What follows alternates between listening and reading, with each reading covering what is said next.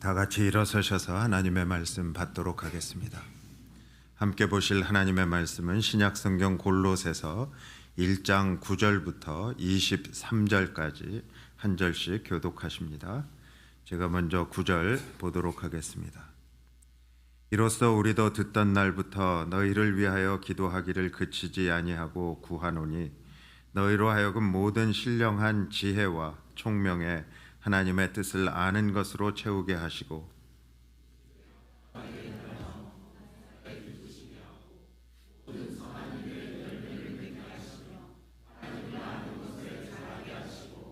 그의 영광의 힘을 따라 모든 능력으로 능하게 하시며 기쁨으로 모든 견딤과 오래 참음에 이르게 하시고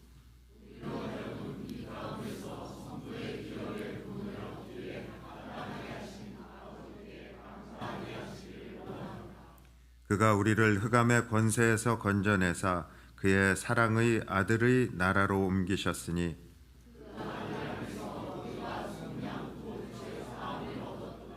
그는 보이지 아니하는 하나님의 형상이시오 모든 피조물보다 먼저 나신 이시니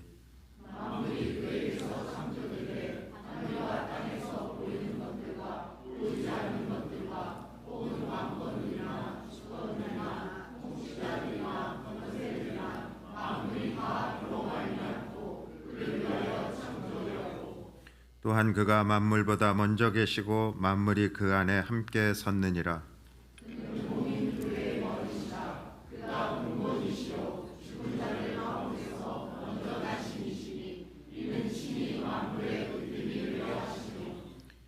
아버지께서는 모든 충만으로 예수 안에 거하게 하시고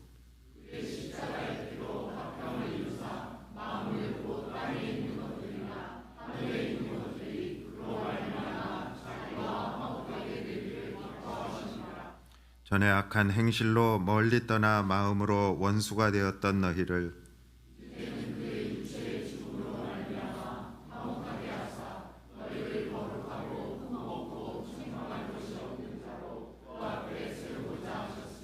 (23절) 함께 보십니다. 만일 너희가 믿음에 거하고 터 위에 굳게 서서 너희 들은 바 복음의 소망에서 흔들리지 아니하면 그리하리라. 이 복음은 천하 만민에게 전파된 바요 나 바울은 이 복음의 일꾼이 되었노라. 아멘. 자리에 앉아주시기 바랍니다. 한번 옆에 있는 분들하고 인사하시기 바랍니다. 복된 자리에 오셨습니다.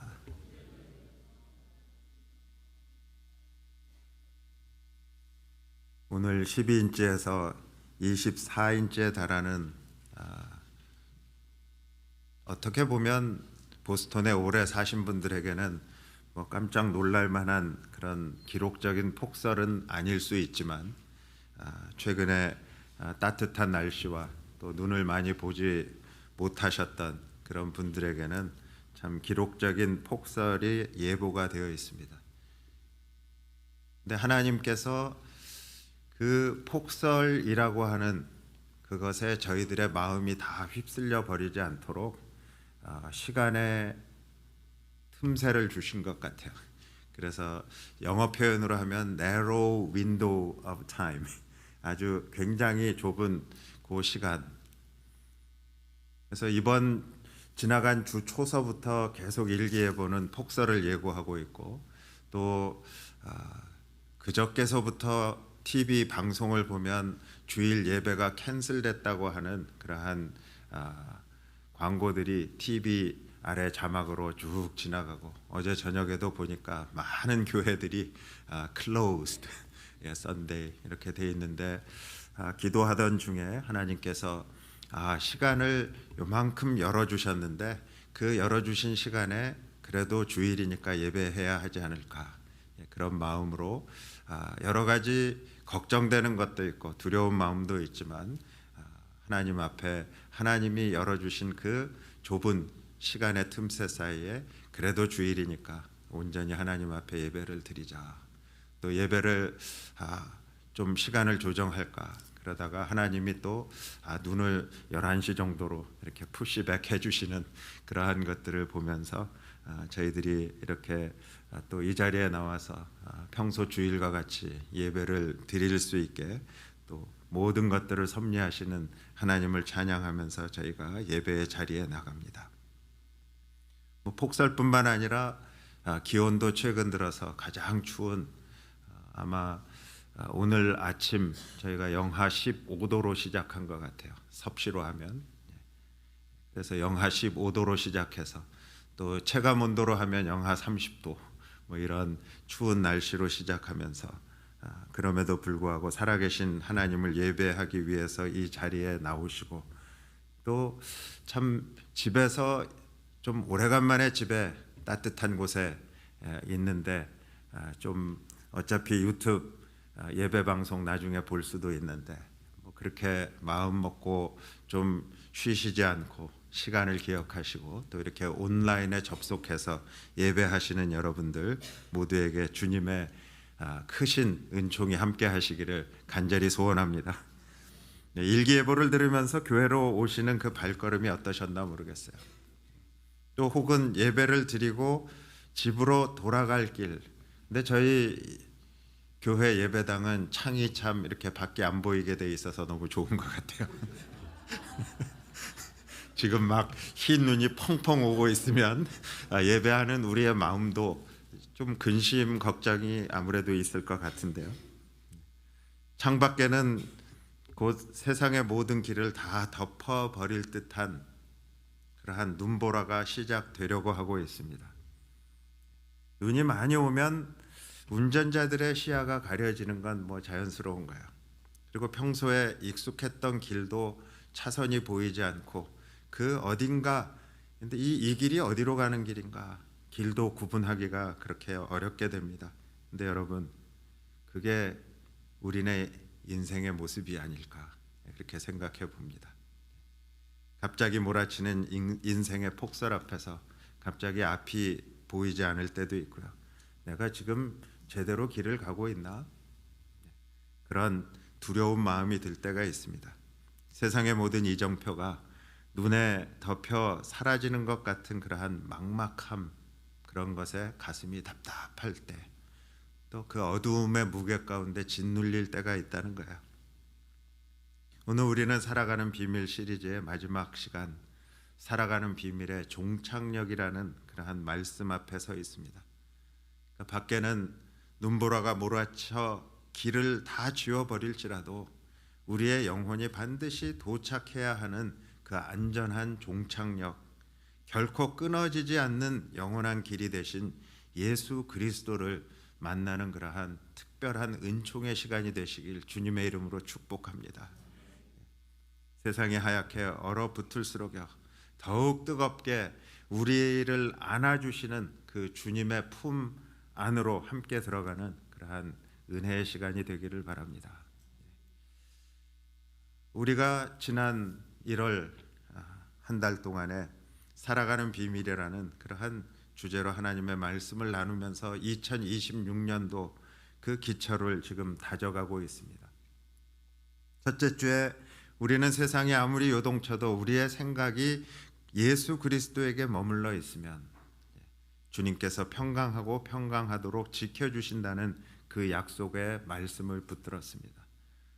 또 둘째 주에 우리는 믿음의 주에 온전케 하시는 그러한 예수 그리스도를 바라봄으로 우리의 시선을 예수님께 고정할 때 우리 앞에 놓인 믿음의 경주를 멈추지 않고 달려갈 수 있다는 것을 확인했어요. 그리고 지난주 셋째 주에 우리는 내 힘을 다해서 그냥 내 힘 다해서 열심히 했는데 지쳐버렸을 때 여호와를 앙망하며 기다림으로 하늘의 능력과 나의 연약함을 맞바꾸는 그러한 지쳐도 다시 일어나는 새 힘의 비밀을 깨달았습니다. 그러니까 우리는 평강의 비밀, 인내의 비밀, 능력의 비밀이라고 하는 그 귀한 퍼즐 조각들을 이제 손에 쥐었어요. 하지만 여러분 퍼즐 조각이 아무리 화려하고 아무리 좋은 거라고 해도요 전체 그림을 보여주는 원본 그림이 없으면 그 퍼즐은 완성될 수가 없습니다. 평강을 주시는 분이 누구예요? 또 우리가 인내하며 바라보아야 할 그러한 결승점은 누굽니까? 우리에게 새 힘을 공급하시는 능력의 원천이 과연 누굽니까? 이 모든 질문의 답은 하나로 귀결됩니다. 오늘 우리가 살아가는 비밀 시리즈의 마침표를 찍으면서요, 우리 인생의 모든 비밀을 풀 수 있는 그 마스터키를 소개하려고 합니다.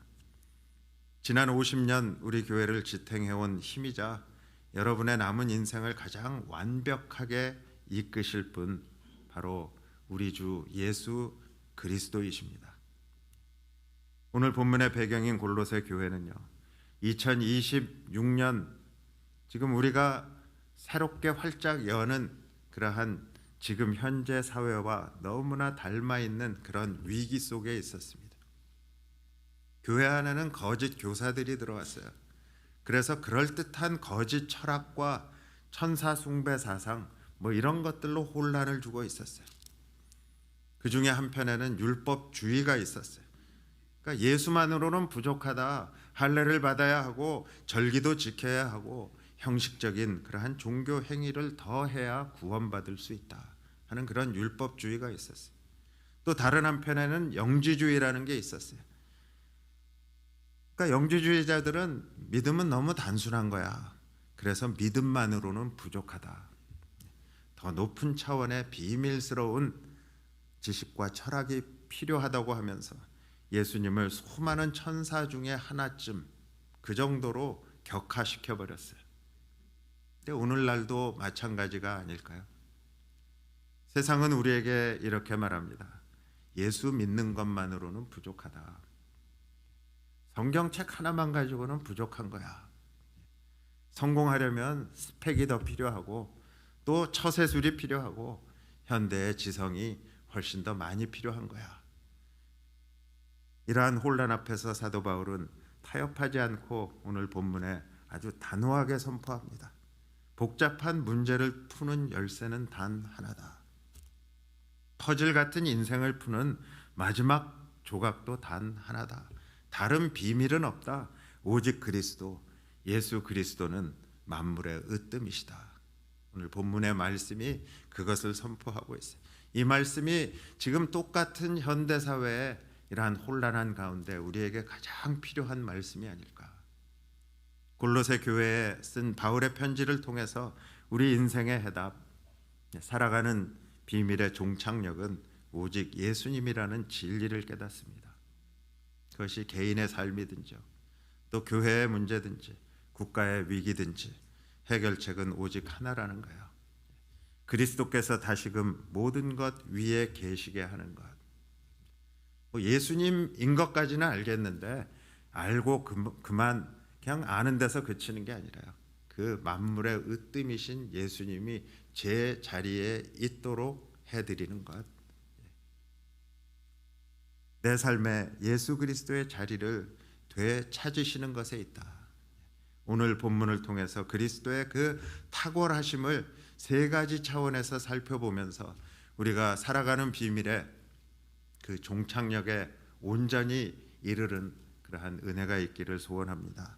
먼저 저희들이요, 그리스도의 우주적인 그러한 탁월성을 성경에서 어떻게 선포하고 있는가, 특별히 오늘 본문 말씀에서 우리는 성경이 증거하는 그리스도의 그 우주적인 탁월성을 한번 볼 수 있어야 돼요. 본문 18절 하반절에 이렇게 선포합니다. 이는 친히 만물의 으뜸이 되려 하심이다. 바울이 서신서 초반부터 이 웅장한 선언을 하는 이유는 분명합니다. 예수님을 단순하게 세상에 있는 4대 성인 중에 한 명이라거나 우리에게 도덕적 교훈을 주는 스승 정도로 이해하는 그러한 것은 세상을 이길 힘을 얻을 수가 없습니다. 그 정도로 예수님을 생각하면 우리가 세상을 이길 힘을 얻을 수 없기 때문에 바울은 골로새 교회의 그 율법주의와 영지주의에 그냥 이렇게 휩싸여 있는 혼란한 교회 안에 예수님이 어떤 분이신가를 제일 먼저 선포하는 거예요. 바울이 이야기하는 그 예수 그리스도는 창조의 중심이 되시는 분이에요. 15절과 17절을 한번 보세요. 그는 보이지 아니하는 하나님의 형상이시오 모든 피조물보다 먼저 나신 이시니 만물이 그에게서 창조되었다. 17절에 보니까 만물이 그 안에 또 함께 섰느니라 이렇게 말씀하고 있어요. 여러분, 예수님은 피조물이 아닙니다. 당시의 영지주의자들은 예수님을 천사의 하나 정도로, 그러니까 피조물로 봤어요.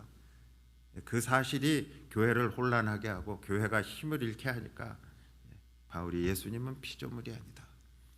모든 피조물보다 먼저 나신이다. 즉 창조의 주관자시고 상속자이시다. 이렇게 선포합니다.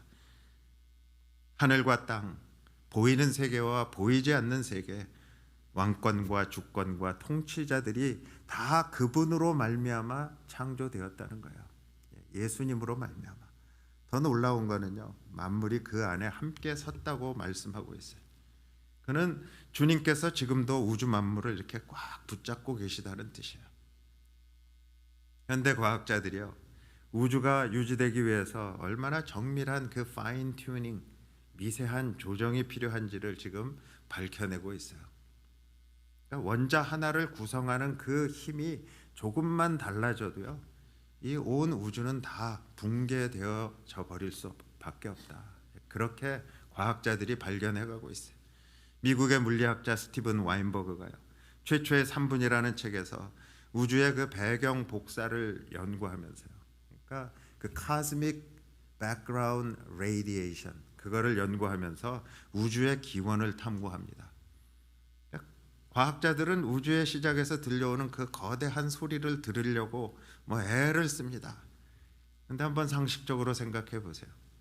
베토벤의 운명 교향곡이요, 그냥 그 악보를 인쇄하는 인쇄소의 활자통에서 빵 하고 터져가지고 폭발해가지고 우연히 만들어질 수 있겠어요? 어떠한 위대한 작곡가의 그 마음 속에서 나오는 그 펜대 놀림 하나하나를 통해서 그 악보가 완성된 거 아니겠어요? 이토록 정교하고 질서정연한 우주가 그렇게 우연한 빅뱅이라고 하는 폭발의 산물일 수가 있을까? 과학이 깊어질수록 우리는 소음이 아니라, 그런 빅뱅, 그런 소음이 아니라 누군가의 소리를 듣게 됩니다.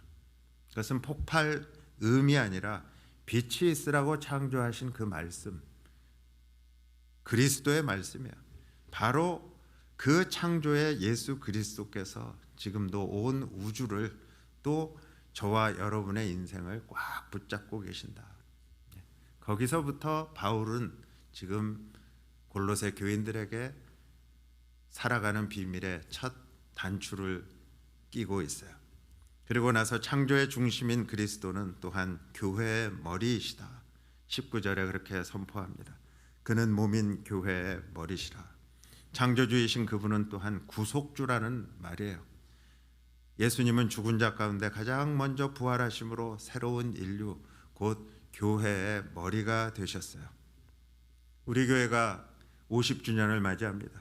지난 50년 동안 수많은 풍파가 있었을 거예요. 또 재정적인 어려움도 있었을 거예요. 또 사람들 간의 갈등도 있었을 거예요. 그러나 교회가 무너지지 않고 여기까지 온 이유는 단 하나입니다. 담임 목사가 교회의 머리가 아니기 때문에 지금까지 왔어요. 또 유능한 장로님이나 헌신을 엄청나게 하는 그러한 한두 성도님이 주인이 아니기 때문에 여기까지 왔어요. 이 교회의 머리는 오직 예수 그리스도이시기 때문에. 역사의 한 장면을 여러분과 함께 나누고 싶어요. 15세기에 그 이탈리아의 피렌체라는 도시가 혼란에 빠져버렸어요. 그리고 타락해버렸어요. 그래서 그러한 혼란과 타락으로 무너져가는 이탈리아 피렌체에서 수도사였던 사보나롤라가 절규하듯이 외칩니다. 시민 여러분, 이 도시는 새로운 주인이 필요합니다. 우리의 통치자는 오직 그리스도 한 분뿐이십니다. 예수 그리스도께서 피렌체의 왕이 되시기를 간절히 원하십니다. 여러분, 그렇게 호소가 얼마나 간절했는지요. 그 자리에 모인 수많은 군중이 눈물을 흘리면서 일제히 이렇게 외쳤다 그래요. 예수 만세, 피렌체의 왕이신 예수. 이게 먼 수백 년 전에 그러한 역사 속의 외침이 아니라 바로 우리의 외침이어야 하지 않을까.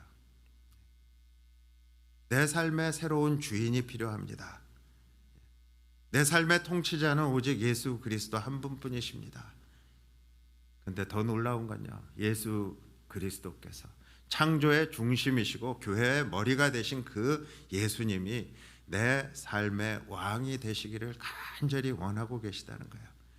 그러면 당연한 우리의 고백은 뭐가 되어야 될까요? 예수님 만세, 내 삶의 왕이신 예수여, 어서 내 안에 오셔서 내 삶을 다스려 주세요.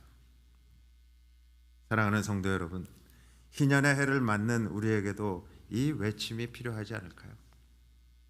우리가 지난 50년 낯선 이 땅에서 흘린 땀과 눈물로 아메리칸 드림을 일구어 왔지만요, 정작 우리의 교회, 우리의 가정의 주인은 누구였습니까?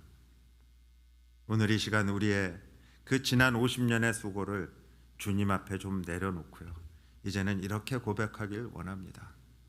내가 세운 비즈니스의 진짜 사장님은 예수님이십니다. 우리 이민 가정의 참된 가장도 예수 그리스도이십니다. 그리고 이 교회의 영원한 주인도 오직 예수 그리스도이십니다. 우리가 이런 고백을 회복할 때 우리 교회는, 아니요, 또 우리 가정은요, 세상의 어떤 풍파에도, 저 거센 눈보라에도 무너뜨릴 수 없는 그러한 음부의 권세를 이기는 강력한 하나님의 집이 될 줄 믿습니다. 이렇게 창조의 중심이시고 교회의 머리가 되신 그리스도는요, 또한 하나님의 충만이신 거예요. 성도 여러분, 우리가 이 낯선 미국 땅에 처음 발을 디뎠을 때를 한번 기억해 보세요. 저는 아주 생생하게 기억을 해요. 40여 년 전에 공항에 내리던 그 순간, 그 순간부터 저를 가장 괴롭혔던 것이 있어요. 그것은 뭔가 내가 부족하다, 내가 뭔가 결핍이 있다, 그거예요. 언어의 결핍, 경제적인 결핍, 그리고 기댈 곳 없는 외로움이라는 마음의 결핍이었어요.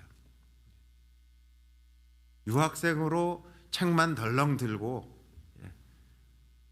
부유한 가정에서 큰 재정적인 걸 가져온 것도 아니고, 그러니까 경제적 결핍이 기다리고 있고, 또 외로움이라는 마음의 결핍이 기다리고 있고, 영어를 잘해야 하는데 내가 과연 수업을 제대로 따라갈 수 있을까?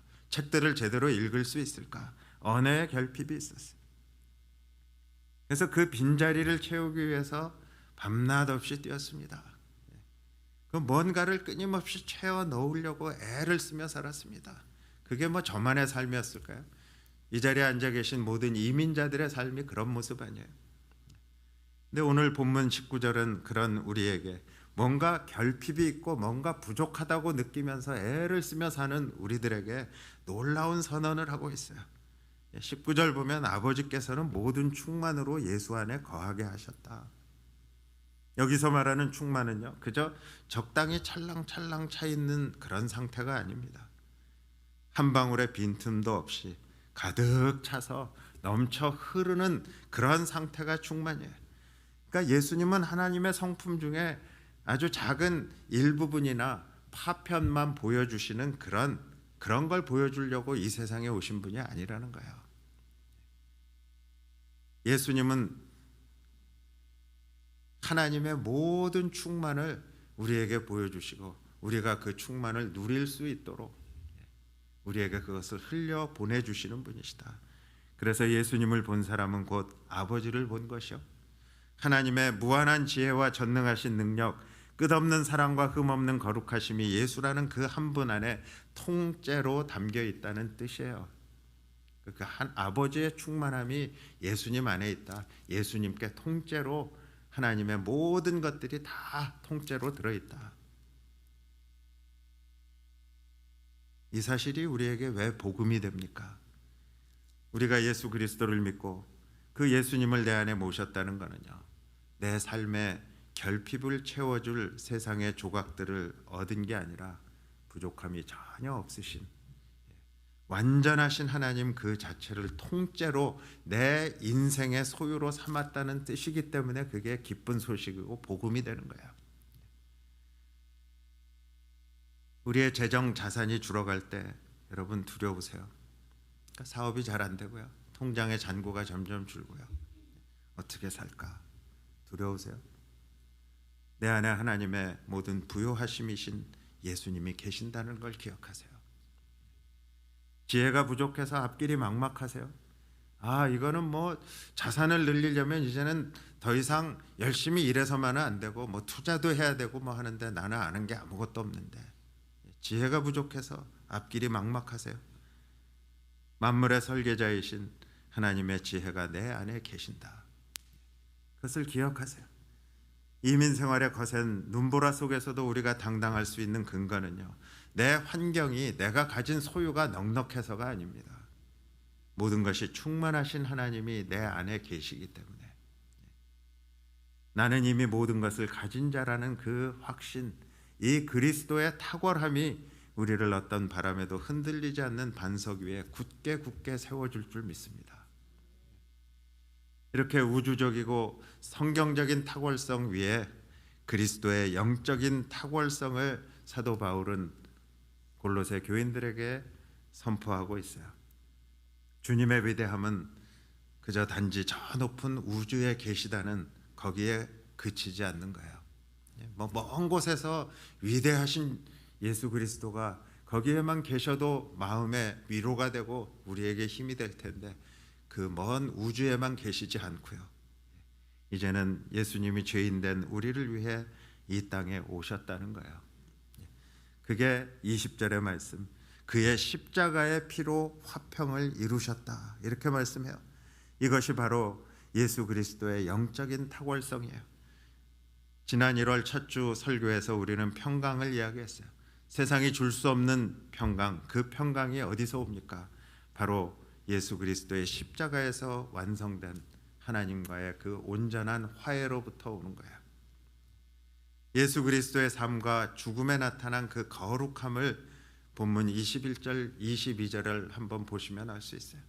전에 악한 행실로 멀리 떠나서 마음으로 원수가 되었던 너희를 이제는 그의 육체의 몸으로 죽음을 통하여 화목하게 하셨다. 여기서 육체의 몸이라는 표현이 아주 중요합니다. 당시 영지주의자들은요, 예수님이 육체를 입은 척만 했다고 주장했어요. 그러니까 온전한 하나님이 아니라, 그리고 온전한 인간의 모습으로 온 것이 아니라 그냥 육체의 몸을 입은 척했다. 그래서 지금 십자가에 피를 흘리신 것을 강조하고 있는 거야. 육신의 몸을 입지 않고 오면 어떻게 피를 흘릴 수 있겠어요? 그러니까 영지주의자들은 그렇게 지금 하나의 천사로 격하를 시키려고 가르치는 그 가르침에 사도 바울은 지금 육체의 몸으로 죽음을 통해서 우리를 화목하게 하셨다. 성경은 예수님이 철저히 인간의 몸을 입고 피를 흘리셨다는 것을 강조하고 있어요. 그런데 그 피 흘리신 예수님의 삶이 성경에 보면 거룩한 삶, 누구도 흠을 잡을 수 없는 그런 삶을 사셨다고 증거하고 있어요. 주님의 삶은 거룩 그 자체였고요, 그 거룩한 삶이 십자가라고 하는 곳에서 피를 흘리고 죽으시는 대속 제물로 드려졌다는 거예요. 여러분, 죄가 뭐예요? 하나님과 우리 사이를 갈라놓는 거대한 담벼락 아니에요? 죄로 인해서 우리는 하나님과 원수가 됐어요. 그런데 예수님께서 십자가에 피를 흘리심으로 그 담을 허무셨다는 거예요. 그리고 하나님과 인간 사이에 다리를 놓아주셨어요. 한국 전쟁 당시에 가슴 아픈 이야기들이 얼마나 많이 있습니까? 또 감동적인 이야기들도 있고 한데요, 그 남한과 북한, 그 자유민주주의와 공산주의가 얼마나 원수지간이 됐어요.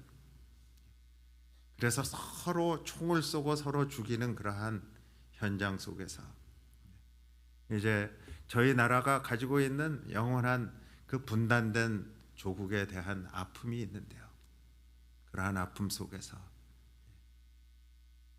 오래 지속된 화해는 아니지만 일시적으로 그 원수됐던 두 나라가 헤어져 있던 이상 가족들이 한번 만나게 해주자 해서 서로 만나가지고 헤어졌던 이야기들을 나누고 뭐 잠시 화해한 모습 같아 보이는 그 이산 가족이 상봉하는 그 순간, 그 장면들 우리가 보면서 얼마나 많이 감동을 받았어요. 근데 사람들의 화해는 영원하지 않기 때문에 지금 또 다시 남한과 북한이 갈라져서 그렇게 안타까운 현실 속에 있습니다. 사람들끼리 이렇게 잠시만 화해해도 감동적인데요. 하물며 창조주 하나님과 반역한 죄인 사이에 영원한 화해는 얼마나 놀라운 일일까. 20절에 보니까 그의 십자가의 피로 화평을 이루셨다. 예수님은 자신의 몸을 찢어서 하나님과 우리 사이에 다리가 되셨어요. 이제 누구든지 그 다리를 건너면 심판이 아닌 생명으로 옮겨지는 거야. 그러니까 지난주 설교에서 지쳐도 다시 일어나는 힘에 대해서 저희가 나누었죠. 우리가 다시 일어날 수 있는 근거는요, 내 의지가 강해서가 아닙니다. 하나님과 나 사이가 화목하게 되었기 때문에, 하나님의 능력이 나에게 흘러 들어오는 통로가 열렸기 때문에. 근데 그 통로가 뭐예요? 바로 십자가라는 거예요. 이렇게 예수님께서는 우주적인 탁월성과 영적인 탁월성으로 우리에게 참 놀라운 은혜를 베푸시는데, 마지막 그리스도의 인격적인 퍼스널한 나와 개인적인 그러한 놀라운 능력으로 나에게 그 하나님의 구원의 은총을 누릴 수 있는 길을 열어주셨다. 그리스도가 우주의 주인이시고요, 십자가의 구세주라는 사실을 진리예요. 하지만 이 진리가 내 것이 되지 못하면 아무런 소용이 없다는 거예요. 바울은 그래서 저희들이 본 말씀, 바로 본문 말씀 뒤에 있는 27절 말씀을 보면요, 너희 안에 계신 그리스도를 말하고 있어요. 이것이 바로 그리스도의 인격적인 개인적인 탁월성이에요. 다른 사람에게 아무리 그 구원의 능력이 임해도요, 내가 개인적으로 인격적으로 주님을 만나지 못하고 그 주님의 그 진리의 말씀을 받지 못하면 그 주님의 크고 놀라운 능력과 탁월하신 그 모습을 내 것으로 소유할 수 없다는 거예요. 신학 속의 예수님은 기초가 됩니다. 역사 속의 예수님은 증거가 됩니다. 그렇지만 내 안에 계신 예수님은 능력이 됩니다. 저희들이 신앙의 단계 속에 그냥 교리적으로 신학적으로 뭐 이런 그런 것으로 아는 것 중요합니다. 기초가 되니까요. 또 역사 속에 예수 그리스도 믿는 거 중요합니다. 그게 증거가 되니까요, 믿음에. 그렇지만 내 안에 계신 예수님, 그분이 계셔야 내 능력이 되는 겁니다. 그러니까 비밀의 영광, 내 안에 계신 예수 그리스도. 골로새서 1장 27절에서 사도 바울은 우리 인생을 뒤바꿔줄 기가 막힌 선언을 합니다. 그것을 비밀의 영광이라고 부릅니다. 온 우주를 만드시고 별들의 이름을 부르시는 창조주 하나님이 다른 곳이 아닌 바로 저와 여러분의 이 낯선 땅에서 이름도 없이 빛도 없이 살아가는 보잘것없는 나의 마음속에 들어와 사신다는 그 사실이 얼마나 영광스러운 사실인가요? 그게 비밀의 영광이라는 거예요. 뭐 내가 자격이 있어서가 아니고요, 이름도 없고요, 빛도 없고요, 자신을 돌아보면 너무나 형편없고요, 내가 이 정도밖에 되지 않을까 하는 그 내 안에 예수님이 개인적으로 들어와서 같이 계신다는 사실이 비밀의 영광이라는 거예요. 이것은 기적이라는 말로도 다 표현할 수 없는 영광이라는 거예요. 이 신비로운 관계를 가장 잘 보여주는 이야기가 있는데요, 한 해안가의 마을에 과부가 있었어요. 그 과부의 이야기예요. 그 과부에게는 평생 한이 하나 있었어요. 오래전에 바다로 나간 뒤에 소식이 끊어진 외아들이 평생 한인 거예요.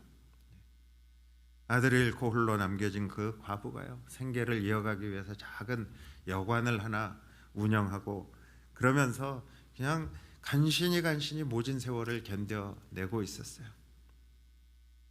이민 1세대로 살아온 우리 어머니들의 모습이 그렇지 않을까.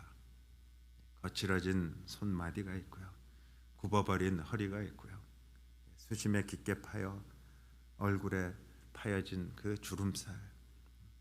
그러니까 그녀의 삶, 그 삶은 그 고통 그 자체였어요. 근데 어느 날 그 과부 여인에게 수염이 덥수룩한 한 선원이 방을 구하러 옵니다. 그러니까 그 과부가 그저 돈을 내는 손님으로 그를 맞이했어요. 근데 며칠 뒤에 그 손님이 떨리는 목소리로 물어보는 거야. 갑자기 어머니, 저 못 알아보시겠어요? 자세히 보니까 죽은 줄 알았던 아들인 거예요. 그 아들이 먼 타국에서 이제는 크게 성공을 하고 어머니를 모시러 돌아온 거야. 그 순간 그 과부의 힘든 삶은 다 무너져 내리고요, 새로운 삶이 다시 세워지는 그 순간이었어요. 그 아들이 어머니에게 그 거친 손을 붙잡으면서 이렇게 얘기하는 거예요. 어머니, 이제 이 고생스러운 일 그만두세요. 제가 번 모든 것이 이제는 어머니 거예요. 이제 어머니의 일은 그저 제 안에서 쉬시면 되는 거예요. 집안의 모든 문제는 이제 제가 해결하겠습니다. 여러분, 아들이 그 집에 손님으로 머물 때 하고요, 아들로 밝혀졌을 때 집의 구조나 집안에 있는 가구가 변한 게 아닙니다. 하지만 그 집의 권세가 달라졌어요. 그러니까 그녀의 인생이 통째로 달라졌어요. 비밀은 그 아들이 이미 그 집안에 들어와 있었다는 거고요. 그게 비밀인 거예요. 근데 모르고 있었어요. 그 안에 이미 들어와 있었는데, 아들이 있었는데, 그게 비밀이고요. 영광은 그가 바로 내 아들이라는 것을 발견한 게 영광인 거예요. 예수님이 이미 사랑하는 그 하나님이 예정하신 내 안에 들어와 계시고요, 그 들어와 계신 예수님이 내 삶의 주인이시구나 하고 깨닫는 순간이 영광이라는 거예요. 그게 비밀의 영광이에요. 희년을 맞는 우리 교회의 모습은 어떤가? 우리는 50년 동안 이민이라고 하는 무거운 가방을 메고 참 열심히도 달려왔습니다. 근데 혹시 여러분, 예수님을 믿는다고 하면서도 여전히 그 예수님이 내 인생의 구석방에 모셔둔 그러한 손님 취급하고 있지는 않은지. 예수님, 내가 주일 빠지지 않고 예배 드릴 테니까요, 그러니까 제 비즈니스, 제 자녀 문제 그냥 제가 알아서 할게요. 그렇게 예수님을 손님 대접하니까 예수를 믿으면서도 여전히 내 어깨에 맨 이 이민의 짐이, 삶의 무게가 너무 무겁고 너무 고달픈 것이 아닐까. 이제 우리가 결단할 수 있기를 원합니다. 지난 세월 내 힘으로 버텼던 그 고단한 운전대를 이제는 주님께 좀 온전히 맡겨드리길 원합니다. 예수님을 손님이 아니라 내 인생의 진정한 주인으로 인정하시길 바랍니다. 주님, 이제 저는 주님 안에서 쉬겠습니다. 주님이 제 인생을 경영해 주세요. 이 고백이 터져 나올 때 밖에는 24인치 폭설이 내릴지라도 우리의 영혼은요, 주님 품 안에서 가장 따뜻하고 영원한 안식을 누릴 줄 믿습니다. 이렇게 주님이 주인이 되실 때 일어나는 변화를 살아가는 비밀이라는 그 4번의 시리즈로 여러분에게 설명드린 거예요. 지난 3주간의 설교를 한번 이렇게 정리해 봅니다. 예수님이 내 안에 주인으로 계시면 세상이 아무리 흔들려도 흔들리지 않는 평강이 임합니다. 왜냐하면 내 안에 계신 주인이 세상보다 크시기 때문에. 풍랑이 이는 배 안에 예수님이 계시면 그 배는 절대로 침몰하지 않습니다. 또 예수님이 내 안에 주인으로 계시면 믿음의 경주를 멈추지 않을 힘이 생깁니다. 그러니까 내 의지로 달리는 게 아니라 내 안에 계신 성령께서 나를 이끌어 가시기 때문이에요. 주님께 시선을 고정하면 50주년을 넘어서 100주년까지도 우리는 달려갈 수 있는 겁니다. 또 예수님이 내 안에 주인으로 계시면 지칠 때마다 새 힘을 얻습니다. 내 힘은 한계가 있지만 내 안에 계신 주님의 힘은 무한합니다. 우리는 그 주님을 앙망함으로 하늘의 능력을 공급받습니다. 바울은 로마서를 마치면서 이렇게 축복했어요. 소망의 하나님이 모든 기쁨과 평강을 믿음 안에서 너희에게 충만하게 하사 성령의 능력으로 소망에 넘치게 하시기를 원하노라. 우리 안에 계신 그리스도는 영광의 소망이십니다. 이 소망을 가진 자는 자기의 삶을 깨끗하게 합니다. 그리고 거룩한 능력이 나타납니다. 이렇게 2026년 희년을 맞이하는 저희들의 삶이 깨끗해지고 거룩한 능력으로 나타나는 그 영광의 소망이 되신 예수 그리스도, 그 예수 그리스도가 살아가는 비밀의 종착역이라는 거예요. 마지막 퍼즐 피스라고 하는 거예요. 이제 말씀을 맺습니다. 이제 예배를 마치고 세상으로 나가면 일기예보대로 거센 눈보라가 여러분을 맞이할 겁니다.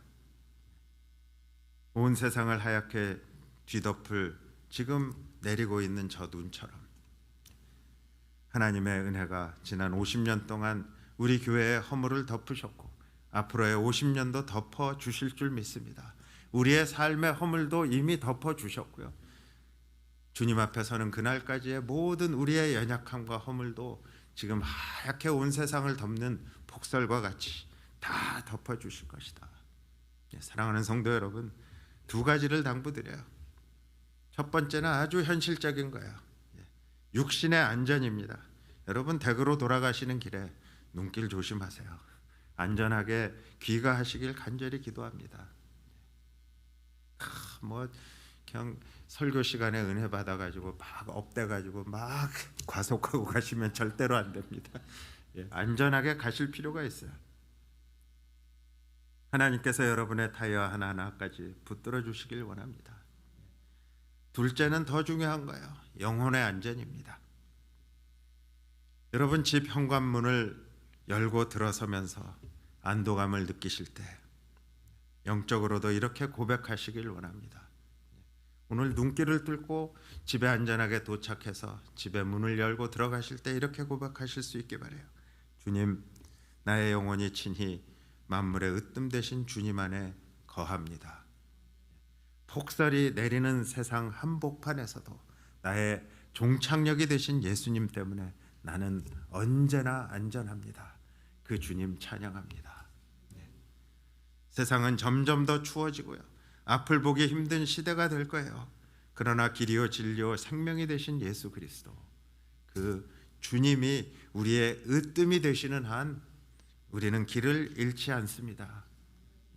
이 믿음의 확신을 가지고요, 눈보라치는 세상 속으로 담대히 그리고 안전하게 나가는 저와 여러분이 될 수 있기를 주님의 이름으로 축복합니다. 함께 기도하겠습니다.